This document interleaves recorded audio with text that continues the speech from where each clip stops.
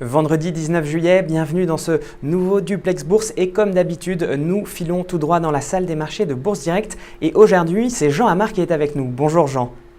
Bonjour Pierre. Alors le CAC 40 est en repli aujourd'hui après sa forte hausse de la veille dans le sillage des marchés asiatiques qui ont clôturé ce matin également en baisse.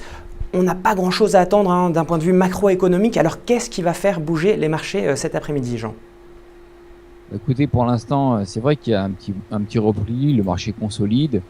Tokyo a clôturé en baisse et certaines valeurs américaines, plutôt technologiques, ont plutôt déçu après la clôture, alors que le marché américain avait créé de nouveaux records historiques encore hier.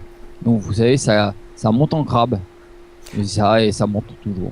Alors, si on reste pour l'instant sur la bourse de Paris, d'un point de vue technique, quels sont les supports et résistances que vous allez surveiller ?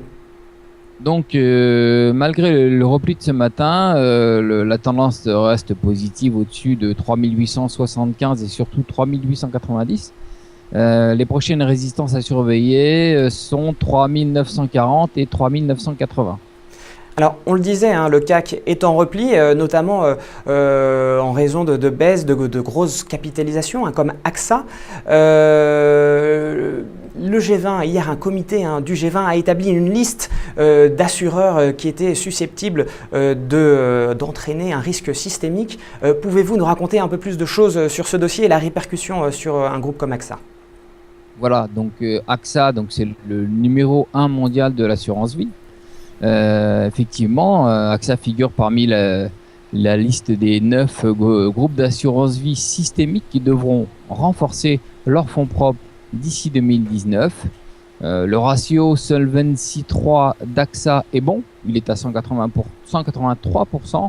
Donc pour AXA, si vous voulez, ça va, mais bon, AXA doit quand même rentabiliser l'argent qu'on lui confie dans l'assurance vie. Donc actuellement, AXA est sur une OPA, il a lancé une OPA sur Elior. Le prix a même été relevé récemment. Donc vous voyez, AXA est actif.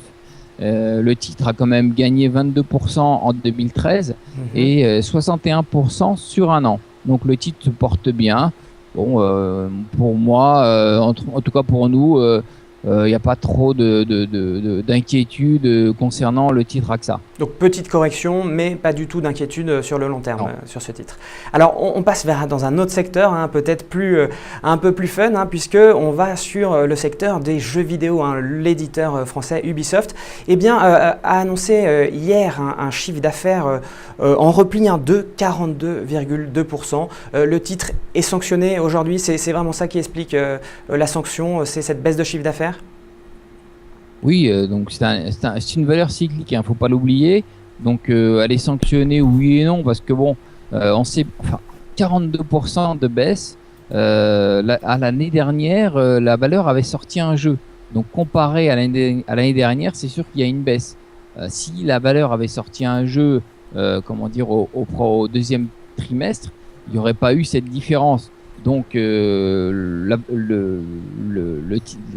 groupe est confiant dans la mesure où il y aura des jeux qui vont être lancés au deuxième semestre. C'est ça, ils ont annoncé, tout à fait, ils ont annoncé une hausse future probable de 35% au deuxième trimestre.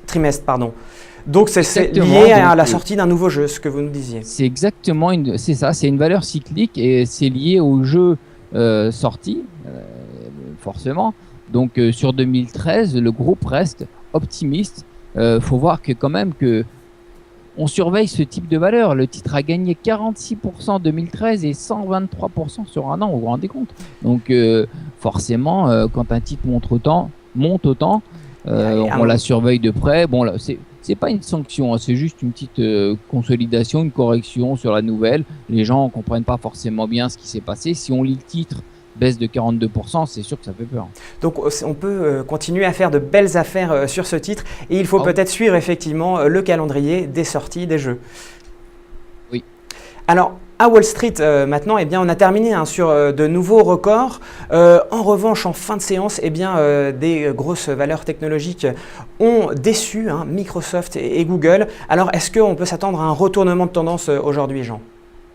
Alors bon, faudra le surveiller parce que bon, c'est vrai qu'après eBay, Intel, on a eu Microsoft et Google hier qui se sont pris un petit peu les pieds dans le tapis, on peut le dire, hein. Microsoft, on voit bien que sa tablette ne fonctionne pas. Enfin bon, on a un petit peu de doute sur en ce moment Microsoft, on a du mal à suivre. On ne sait pas trop dans quel sens ils vont. Ils changent la direction, ils changent leur système. Bon, on a un petit peu de doute. Voilà. Ce qu'il faudra surveiller quand même aujourd'hui, malgré tout, pour la tendance de l'après-midi, c'est Oui. General Electric qui sera la valeur du jour dans la mesure où aujourd'hui, il n'y aura aucune statistique économique à New York. Alors, à suivre effectivement, hein, comme on le disait en début de séance, ça n'est pas la macroéconomie qui va guider les marchés, mais bien la microéconomie et ces fameux résultats de General Electric. Ben, merci beaucoup Jean, Voilà. bonne séance et puis bon week-end. Merci. À lundi.